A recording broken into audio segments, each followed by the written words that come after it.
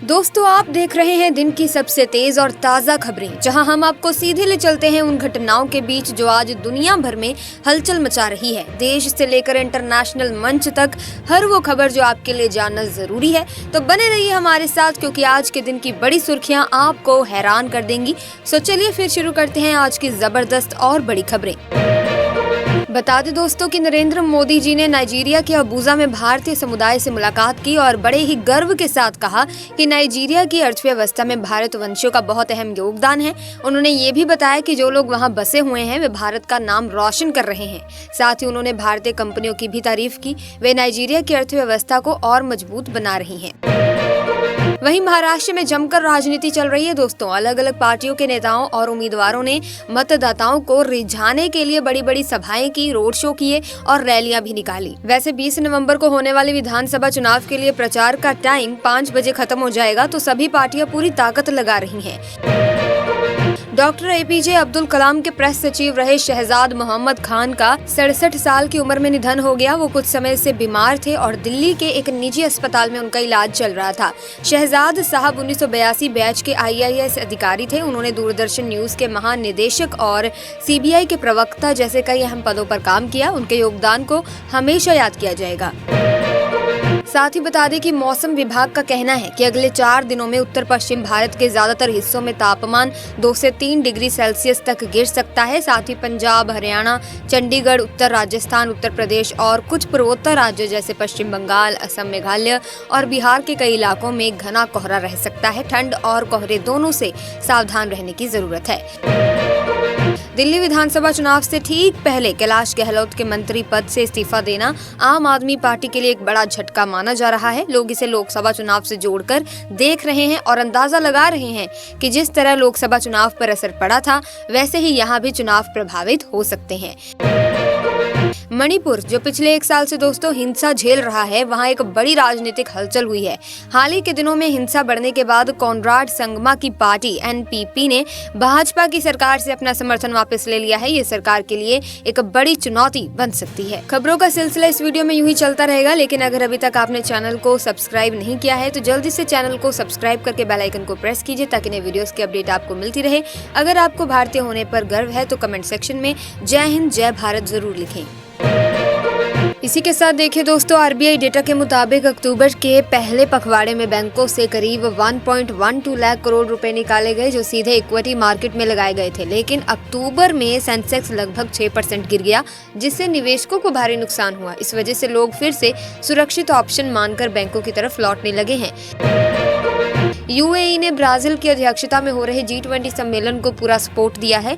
इस सम्मेलन में कई महत्वपूर्ण मुद्दों पर चर्चा की जा रही है, जैसे कि दुनिया भर में शांति बनाए रखना, गरीबी और भूख से लड़ाई, जलवायु परिवर्तन और ऊर्जा संकट को हल करना। वहीं देखिए दोस्तों, लाहौर हमेशा दुनिया के सबसे ज्यादा प्रदूषित शहरों में शामिल होता है। इस महीने वहां का एयर क्वालिटी इंडेक्स 1000 से ऊपर जा पहुंचा, जो बहुत ही ज्यादा खतरनाक स्थिति को दर्शाता है। वहीं लाहौर से 350 किलोमीटर दूर मुल्तान में तो AQI 2000 तक पहुंच गया है, जो इससे भी ज्यादा गंभीर है। इतनी खराब हवा में सांस लेना स्वास्थ्य के लिए बेहद नुकसानदेह होता है, खासकर बच्चों और बुजुर्गों के लिए। अब देखिए दोस्तों, प्रदेश में विकास की रफ्तार बढ़ाने के लिए सरकार ने कुछ बड़े फैसले लिए हैं। इसके तहत 46 स्टेट हाईवे और कुल 196 सड़कों को चौड़ा किया जाएगा। इन सड़कों पर करीब 6600 करोड़ रुपए खर्च किए जाएंगे। PWD ने इसके लिए सभी जरूरी प्रस्ताव शासन को भेज दिए हैं और उम्मीद की जा रही है कि इस सप्ताह इन प्रस्तावों को फाइनल मंजूरी मिल जाएगी। इससे यातायात और यात्रा दोनों में काफी आसानी होगी। दिल्ली में रविवार को AQI 441 तक पहुंच गया, जो इस सीजन का सबसे खराब स्तर था। इसे देखकर वायु गुणवत्ता प्रबंधन आयोग ने तुरंत ग्रेप 4 लागू कर दिया। इस समय AQI लगातार 6ठे दिन भी 400 के पार बना हुआ है, जो वाकई चिंता की बात है। इजराइल ने लेबनान के टायर क्षेत्र में जोरदार हमले किए हैं, जिसमें 11 लोग मारे गए और 48 लोग घायल हो गए हैं। इससे पहले भी इजराइल की तरफ से लेबनान और गाजा पट्टी में हमले लगातार जारी थे। हाल ही में रविवार को इजरायली हमले में हिजबुल्लाह के प्रमुख प्रवक्ता मोहम्मद अफीक की भी मौत हो गई। वहीं दोस्तों, बहराइच में मूर्ति विसर्जन के दौरान हुई हिंसा के बाद जो ध्वस्तीकरण नोटिस जारी किए गए थे, उन्हें चुनौती देने वाली जनहित याचिका पर इलाहाबाद हाईकोर्ट की लखनऊ पीठ में सुनवाई होगी। ये याचिका association for protection of civil rights संस्था ने दाखिल की थी। जिरीबाम जिले में उग्रवादियों ने 3 महिलाओं और बच्चों की हत्या कर दी थी, जिससे लोगों का गुस्सा बढ़ गया। इसके बाद दोस्तों आक्रोशित लोगों ने राज्य के 3 मंत्रियों और 6 विधायकों के घरों पर हमला कर दिया। फिर सिचुएशन को कंट्रोल करने के लिए अनिश्चितकालीन कर्फ्यू भी लगा दिया गया। प्रधानमंत्री नरेंद्र मोदी ब्राजील के रियो डी जनेरियो में G20 शिखर सम्मेलन में हिस्सा लेने पहुंचे हैं। इस सम्मेलन में वो दुनिया के कई बड़े नेताओं से मिलकर अहम मुद्दों पर चर्चा करेंगे। मोदी जी के साथ साथ अमेरिकी राष्ट्रपति जो बाइडेन और चीन के राष्ट्रपति शी जिनपिंग भी इसमें शामिल होंगे। इसके अलावा पीएम मोदी के विश्व नेताओं के साथ अलग अलग मुलाकातें होने की भी उम्मीद है। ये उनका 3 देशों के दौरे का दूसरा चरण है और सुबह ही वो ब्राजील पहुंच गए हैं। झारखंड विधानसभा चुनाव के दूसरे चरण के लिए प्रचार शाम को खत्म हो जाएगा। सभी राजनीतिक दलों के नेता अपने अपने तरीकों से मतदाताओं को लुभाने में जुटे हैं। बीजेपी अध्यक्ष जगत प्रकाश नड्डा ने गोमिया, सिंदरी और नाला में चुनाव सभाओं को संबोधित करते हुए मुख्यमंत्री हेमंत सोरेन पर कई गंभीर आरोप लगाए। उन्होंने हेमंत सोरेन पर भ्रष्टाचार और खराब प्रशासन का आरोप तो लगाया ही लगाया, साथ ही ये भी कहा कि मुख्यमंत्री ने झारखंड में बांग्लादेशी घुसपैठियों को शरण दी है। महंगाई की बात करें तो दोस्तों महंगाई की वजह से अब सभी वर्ग के लोग परेशान हो रहे हैं। हर कोई इससे राहत पाने की उम्मीद लगाए बैठा है। इसी बीच सोशल मीडिया पर एक शख्स ने वित्त मंत्री से बढ़ती महंगाई को लेकर चिंता जताई। इस पोस्ट पर वित्त मंत्री निर्मला सीतारमण ने खुद जवाब दिया और अपनी बात रखी। वहीं दोस्तों उपभोक्ता मामलों के मंत्रालय ने बताया कि 1 महीने में दिल्ली के आजादपुर मंडी में टमाटर की कीमत 50% घटकर 2,969 रुपए प्रति क्विंटल हो गई है। 14 अक्टूबर को ये कीमत 5,883 रुपए थी। इसके अलावा महाराष्ट्र के पीपलगांव, आंध्र प्रदेश और कर्नाटक की मंडियों में भी टमाटर की कीमतों में गिरावट आई है। महाराष्ट्र विधानसभा चुनाव के प्रचार के आखिरी दिन राहुल गांधी ने एक प्रेस कॉन्फ्रेंस की। इस दौरान उन्होंने एक तिजोरी सबके सामने रखी जिस पर लिखा था एक है तो सेफ है। फिर उन्होंने तिजोरी के अंदर से 2 पोस्टर निकाले। एक पोस्टर में उद्योगपति गौतम अदानी और पीएम मोदी की तस्वीर थी, जबकि दूसरे पर धारावी परियोजना की तस्वीर थी। राहुल ने इसे दिखाते हुए कहा कि यह है पीएम मोदी का एक है तो सेफ है का सिद्धांत। अब ऐसे में दोस्तों अगर आप अपने राज्य से रिलेटेड खबरें जानना चाहते हैं तो अपने राज्य का नाम कमेंट सेक्शन में जरूर लिख दीजिएगा, ताकि आपके राज्य से रिलेटेड खबरें भी हम आप तक पहुंचा सकें। इसी के साथ दोस्तों एक नया जीएसटी नियम लागू हो गया है, जिसमें किराएदारों को भी जीएसटी देना होगा। पहले सिर्फ मकान मालिक ही अपनी आय को लेकर रिटर्न भरता था और जीएसटी की जानकारी देता था, लेकिन अब किराएदारों को भी 18% जीएसटी भरना पड़ेगा। हाँ, इसमें एक राहत है कि किराएदार इस जीएसटी का एक हिस्सा बाद में वापस ले सकते हैं जब वे अपने रिटर्न्स में टैक्स का विवरण देंगे। ये नया नियम रिवर्स चार्ज मैकेनिज्म के तहत लागू हुआ है, जिससे अब किराएदार भी इस सिस्टम के दायरे में आ गए हैं। वहीं दोस्तों बता दें कि भारतीय डीआरडीओ ने हाल ही में ओडिशा के अब्दुल कलाम द्वीप से एक हाइपरसोनिक मिसाइल का सफल परीक्षण किया। ये मिसाइल लंबी दूरी तक प्रहार करने में सक्षम है और इसके सफल परीक्षण से भारत के रक्षा क्षेत्र में एक बड़ी उपलब्धि जुड़ी है। ये मिसाइल इतनी तेज है कि इसकी रफ्तार आवाज से भी 5 गुना ज्यादा होती है। इस टेस्ट से भारत ने अपनी रक्षा ताकत को और भी मजबूत किया है।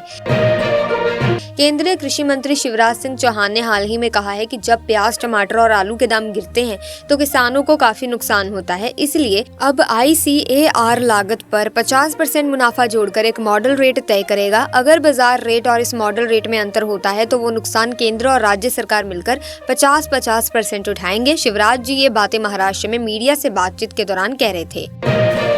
अब देखिए दोस्तों, चीन की सीमा के पास जो पेंगोंग झील है, वहां जाने के लिए भारत सरकार गंभीरता से एक नई सुरंग बनाने पर विचार कर रही है।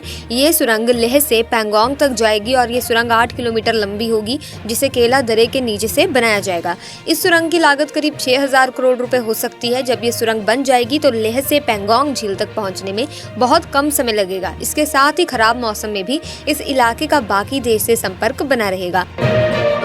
इसी के साथ अगली खबर, जैसे कि झांसी के महारानी लक्ष्मीबाई मेडिकल कॉलेज में NICU में भीषण आग लगी थी, जिससे 10 नवजात बच्चों की जान चली गई थी। अब लखनऊ में भी अग्निशमन विभाग अलर्ट मोड पर है। लखनऊ में बिना सुरक्षा इंतजाम के चल रहे 80 अस्पतालों को बंद करने की नोटिस जारी की गई है।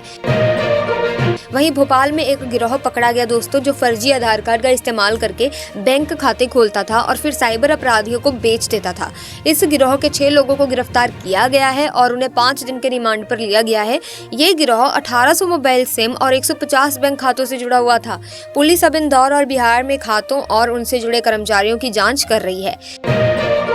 वहीं बीजेपी के वरिष्ठ नेता और गृह मंत्री अमित शाह ने हाल ही में कहा था कि अगर राज्य में महायुति की सरकार बनती है तो मुख्यमंत्री का फैसला चुनाव के बाद लिया जाएगा। उन्होंने ये भी बताया कि गठबंधन के तीनों पार्टियां मिलकर सीएम के नाम पर फैसला करेंगी।